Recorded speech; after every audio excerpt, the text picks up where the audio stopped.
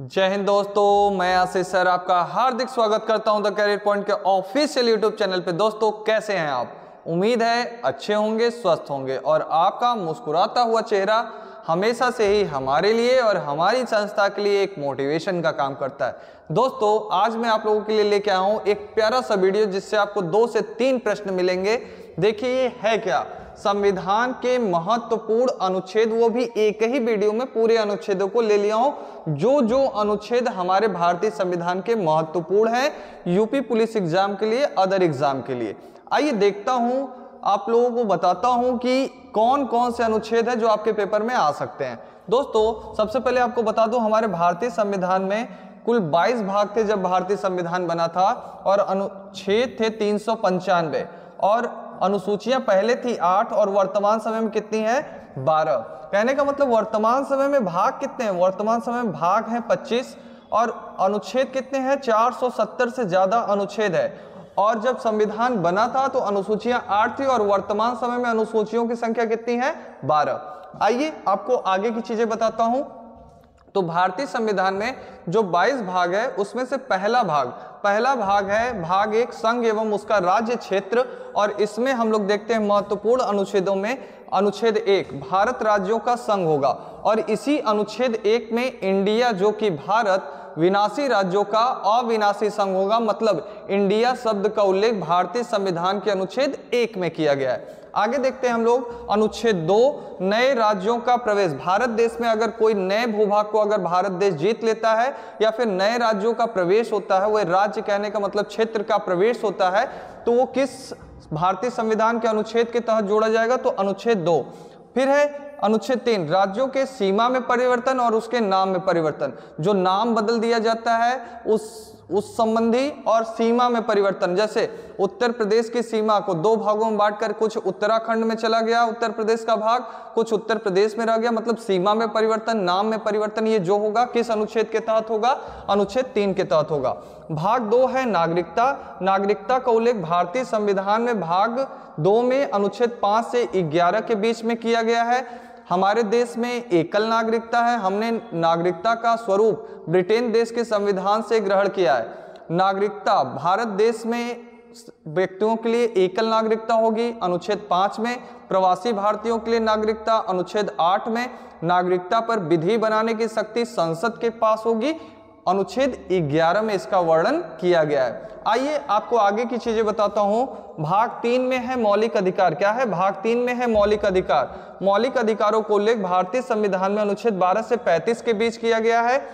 कहने का मतलब है कि जब हमारे भाग 3 को बनाया गया था तो उसमें जो मौलिक अधिकार थे इनकी संख्या 7 थी, लेकिन वर्तमान समय में इनकी संख्या कितनी है? 6 है। वो कौन कौन से हैं? तो देखिए, समानता का अधिकार, स्वतंत्रता का अधिकार, शोषण के विरुद्ध अधिकार, धार्मिक स्वतंत्रता का अधिकार, शिक्षा एवं संस्कृति का अधिकार, संवैधानिक उपचारों का अधिकार। इसमें जो 7वां हुआ करता था मौलिक अधिकार वो था संपत्ति का मौलिक अधिकार, जिसको 44वें संविधान संशोधन द्वारा 1978 में अनुच्छेद 300 क में स्थानांतरित कर दिया गया है। अब उसे मौलिक अधिकार की श्रेणी से हटा करके कानूनी अधिकार बना दिया गया है। उम्मीद है इस पेज पे लिखा हुआ चीज आपको समझ में आ रहा होगा।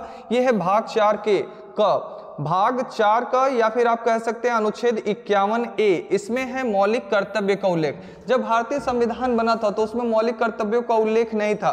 भारतीय संविधान में सरदार स्वर्ण सिंह समिति की सिफारिश पर 42वें संविधान संशोधन द्वारा सन 1976 ईस्वी में भारतीय संविधान में मौलिक कर्तव्यों को जोड़ा गया था। जब मौलिक कर्तव्यों को भारतीय संविधान में जोड़ा गया था तो इनकी संख्या 10 थी। वर्तमान समय में इनकी संख्या 11 है। 11वां मौलिक कर्तव्य है कि हर माता पिता का दायित्व होगा कि वह अपने 6 से 14 वर्ष तक के बच्चों को विद्यालय अवश्य भेजे। जो 11वां मौलिक कर्तव्य था उसको 86वें संविधान संशोधन द्वारा सन 2002 में भारतीय संविधान में जोड़ा गया था। उम्मीद है ये सारी बातें आपको इस पेज पे लिखी हुई हर एक चीज समझ में आ रही होगी। एक बार रिकॉल के तरीके से मैं आपको हल्का सा ऊपर वाला चीज बता देता हूं कि भारतीय संविधान जब बना था तो इसमें 22 भाग थे, 395 अनुच्छेद थे, 8 अनुसूचियां थी। वर्तमान समय में 25 भाग हैं, 470 से ज्यादा अनुच्छेद हैं और जो अनुसूचियां हैं उनकी संख्या कितनी है? 12 है। आइए एक बार फिर से अगले पेज पे चलते हैं हम लोग। उम्मीद है ये वाला पेज आपको अच्छे से समझ में आ गया होगा। भाग 5 की बात की जाए तो इसका उल्लेख अनुच्छेद 52 से 151 के बीच है। ये सबसे बड़ा भाग है। इसके अंतर्गत ही राष्ट्रपति का उल्लेख, लोकसभा का उल्लेख, राज्यसभा का उल्लेख, संसद का उल्लेख, प्रधानमंत्री का उल्लेख, महान्यायवादी का उल्लेख, सर्वोच्च न्यायालय का उल्लेख किया गया है। आइए महत्वपूर्ण अनुच्छेदों में हम लोग देखते हैं। अनुच्छेद 52 क्या कहता है? राष्ट्रपति का पद, भारत देश के लिए एक राष्ट्रपति होंगे। भारत देश का राष्ट्रपति भारत का संवैधानिक प्रमुख होता है। ये बात किसमें बताया गया है? अनुच्छेद 52 में। भारत के राष्ट्रपति की शक्ति और कार्य के बारे में 53 में बताया गया। भारतीय के राष्ट्रपति के निर्वाचन के बारे में बताया गया है अनुच्छेद 54 में। अच्छा, आपसे मैं एक क्वेश्चन करता हूं कि राष्ट्रपति का जो निर्वाचन होता है उसमें वोटिंग कौन करता है? सोचिए। तो उसमें वोटिंग करते हैं लोकसभा के निर्वाचित सदस्य, राज्यसभा के निर्वाचित सदस्य, राज्यों के विधानसभाओं के निर्वाचित सदस्य तथा केंद्र शासित प्रदेश दिल्ली और पुदुचेरी के विधानसभा के निर्वाचित सदस्य। मनोनीत सदस्य राष्ट्रपति के चुनाव में मतदान नहीं करते हैं। जो राष्ट्रपति का चुनाव होता है एकल संक्रमणी आनुपातिक प्रतिनिधित्व मत पद्धति के द्वारा होता है। राष्ट्रपति के चुनाव में राष्ट्रपति का चुनाव लड़ने के लिए जमानत राशि 15,000 रुपए जरूरत होती है। 15,000 रुपए, 50 प्रस्तावक और 50 अनुमोदन वाले भी होने चाहिए राष्ट्रपति के चुनाव में। अगर कुल मतों का 1/, कुल वैध मतों का 1/6 वोट अगर आप नहीं पाते हैं तो आपका जो जमानत राशि है वो जब्त कर लिया जाएगा। उम्मीद है आगे चलते हैं हम लोग। जिस तरह से राष्ट्रपति है उसी का एजेंट होता है राज्यपाल। तो राज्यपाल का उल्लेख भाग 6 में अनुच्छेद 153 में किया गया है। देखिए 52 वो 53। जिस तरह से राष्ट्रपति की शक्तियां और कार्य का उल्लेख 53 में है उसी तरह से राज्यपाल के शक्ति और कार्य का वर्णन 154 में हो। जिस तरह से इसका निर्वाचन 54 में है उसी तरह से इसका निर्वाचन 155 में है। उम्मीद है मैं आपको समझ में आ रहा होगा। एक क्वेश्चन बताता हूं। भारत देश की पहली महिला राज्यपाल सरोजनी नायडू। भारत देश की पहली महिला मुख्यमंत्री सुचेता कृपलानी। उत्तर प्रदेश के पहले मुख्यमंत्री गोविंद बल्लभ पंत जी। वर्तमान समय में उत्तर प्रदेश के मुख्यमंत्री योगी आदित्यनाथ जी। वर्तमान समय में उत्तर प्रदेश के राज्यपाल आनंदीबेन पटेल। आइए आगे देखता हूं, आपको बताता हूं। अनुच्छेद 61 में बताया गया है राष्ट्रपति को हटाने के संबंध में महाभियोग के बारे में। मोस्ट इंपॉर्टेंट है राष्ट्रपति के ऊपर महाभियोग। अनुच्छेद 61। प्रधानमंत्री के पास, भारत के राष्ट्रपति के पास कोई अगर कत्ल कर देता है, किसी की मृत्यु कर देता है तो उसके ऊपर अगर मृत्युदंड की सजा क्या हो जाती है? पारित हो जाती है। उसको मृत्युदंड की सजा हो जाती है तो उसको लघुकरण यानी क्षमादान की शक्ति किस अनुच्छेद के तहत होती है? अनुच्छेद 72 के तहत होती है। राष्ट्रपति अध्यादेश जारी करता है किस अनुच्छेद के तहत? 123 के तहत। और राज्यपाल अनुच्छेद 213 के तहत अध्यादेश जारी कर सकता है। अनुच्छेद 143 के तहत सुप्रीम कोर्ट से सलाह लेने का अधिकार होता है। आइए बात करते हैं उपराष्ट्रपति। तो उपराष्ट्रपति का उल्लेख है, उपराष्ट्रपति के पद का उल्लेख किस अनुच्छेद में है? तो अनुच्छेद 63 में। और बात की जाए अनुच्छेद 64 की तो राज्यसभा के सभापति के रूप में उपराष्ट्रपति क्या करता है? कार्य करता है। भारत के पहले उपराष्ट्रपति कौन थे? भारत के पहले उपराष्ट्रपति डॉक्टर सर्वपल्ली राधाकृष्णन जी थे। वर्तमान समय में जगदीप धनखड़ जी हमारे देश के उपराष्ट्रपति हैं, 14वें नंबर के हैं। ध्यान दीजिएगा, मोदी जी 15वें नंबर के प्रधानमंत्री हैं। और आप बताइए कि हमारे देश के जो राष्ट्रपति जी हैं वो किस नंबर के हैं? आप कमेंट बॉक्स में बताइएगा। आगे देखते हैं हम लोग ध्यानपूर्वक प्रधानमंत्री के बारे में। तो प्रधानमंत्री से संबंधित अनुच्छेद 74 जो है, अनुच्छेद 74 मंत्रिपरिषद के बारे में है। मंत्रिपरिषद कहने का मतलब हमारे देश में मंत्री 3 प्रकार के होते हैं। एक होते हैं कैबिनेट मंत्री, एक होते हैं राज्य मंत्री और एक होते हैं उप मंत्री। तीनों मंत्री मिलके क्या बनाते हैं? तीनों मंत्री मिलके बनाते हैं मंत्रिपरिषद। केवल कैबिनेट मंत्रियों का समूह क्या कहलाता है? कैबिनेट मंत्री मंडल कहलाता है। तो उम्मीद है 74 समझ में आ गया होगा। 75 में प्रधानमंत्री के पद का उल्लेख है। 76 में है महान्यायवादी। और भारत देश का सबसे बड़ा विधि अधिकारी जो होता है, जो भारत देश का सबसे बड़ा विधि अधिकारी होता है, भारत का महान्यायवादी होता है। इसका कार्यकाल 6 वर्षों का होता है। राष्ट्रपति इसको नियुक्त करता है। इसकी योग्यता सर्वोच्च न्यायालय के न्यायाधीश के बराबर होता है। ये किसी भी न्यायालय में जाकर के न्यायिक मुकदमों में उसकी सुनवाई कर सकता है, लेकिन इसको मतदान करने की शक्ति प्राप्त होती है। भारत के पहले न्यायवादी MC शीतलवाड़ थे। वर्तमान समय वाला कमेंट में कमेंट कर दीजिए। आगे देखते हैं हम लोग। तो मुख्यमंत्री शब्द का उल्लेख मुख्यमंत्री की शब्द का उल्लेख अनुच्छेद 164 में और मंत्रिमंडल का उल्लेख किसमें है? 163 में है। महाधिवक्ता का उल्लेख 165 में है। मतलब राज्यों का सबसे बड़ा विधि अधिकारी कौन होता है? तो भारत देश का महाधिवक्ता होता है। आइए देखते हैं हम लोग संसद का उल्लेख 79 में है, 80 में है राज्यसभा और 81 में है लोकसभा। आपको एक ट्रिक पता होगा, सरल से हम लोग देखते हैं 79, 80, 81। स से संसद, र से राज्यसभा, ल से लोकसभा। 79, 80, 81, स र ल। आगे देखते हैं हम लोग 168 में है विधानमंडल, 170 में है विधानसभा और 175 की 171 में है विधान परिषद। आगे देखते हैं हम लोग अनुच्छेद 100 में है निर्णायक मत, अनुच्छेद 108 में है संयुक्त अधिवेशन। संयुक्त अधिवेशन बुलाता कौन है? राष्ट्रपति, लेकिन अध्यक्षता कौन करता है?